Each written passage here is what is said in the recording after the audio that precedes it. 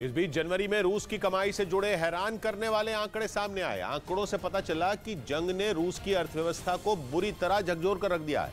रूस की हालत इतनी खराब है कि वो अपना विदेशी मुद्रा भंडार खाली करने पर मजबूर है ताकि बजट के घाटे की भरपाई की जा सके।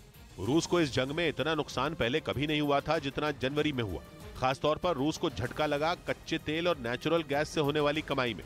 असल में जनवरी का महीना शुरू होते ही यूरोपियन यूनियन और अमेरिका के कुछ कड़े प्रतिबंध रूस पर लागू हो गए थे। इनमें सबसे अहम था $60 प्रति बैरल की प्राइस कैपिंग वाला नियम।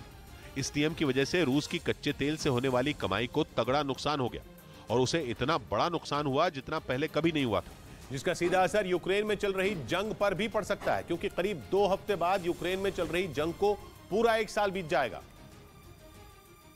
और इस 1 साल में जंग ने रूस की कमर बुरी तरह तोड़ दी है। खबर है कि रूस की सरकार का खर्च जंग की वजह से 60% बढ़ गया। ऊपर से गैस और तेल से होने वाली कमाई जनवरी में 50% कम हो गई, यानी आधी हो गई। मतलब आमदनी हो गई 98 और खर्चा पहुंच गया ₹1.5 के पार। पश्चिमी मीडिया में छपी कुछ रिपोर्ट बताती हैं कि रूस अपना विदेशी मुद्रा भंडार खाली करने पर मजबूर है। वो तेजी से डॉलर का भंडार बाजार में गुपचुप तरीके से बेच रहा है ताकि खर्चों की भरपाई की जा सके। लेकिन विदेशी मुद्रा भंडार खाली करके भी ज्यादा लंबी जंग लड़ना मुमकिन नहीं होगा। इसीलिए खबर है कि पुतिन की सरकार अपने खर्च कम करने पर काम कर रही है। दूसरी तरफ जंग का रुख भी बदल सकता है।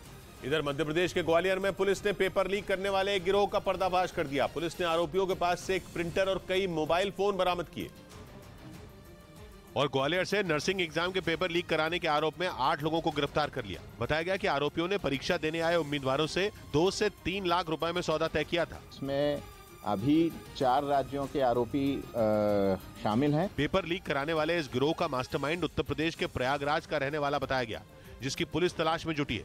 उधर राष्ट्रपति के अभिभाषण पर चर्चा के दौरान प्रधानमंत्री ने विपक्ष पर जोरदार हमला बोला। एक दिन पहले सदन में राहुल गांधी ने चर्चा में हिस्सा लिया था और अदानी समेत कई मुद्दों पर सरकार पर निशाना साधा। उन्होंने सरकार से कई सवाल पूछे थे, जिनका प्रधानमंत्री ने जोरदार अंदाज में जवाब दिया और विपक्ष को सच का आईना दिखा दिया। उन्होंने राहुल का नाम तो नहीं लिया, लेकिन इशारों में कांग्रेस को परिवारवाद पर घेर लिया। हार्वर्ड में एक बहुत बढ़िया स्टडी हुई है और ये स्टडी हो चुकी है। स्टडी है the rise and decline of India Congress party. यही नहीं, प्रधानमंत्री ने डंके की चोट पर कहा कि वो मुसीबत के समय जनता के काम आए, इसलिए वो उनके साथ है, विपक्ष के नहीं। आखिर ये निराशा भी ऐसे नहीं आई, इसके पीछे कारण है। एक तो जनता का हुक्म।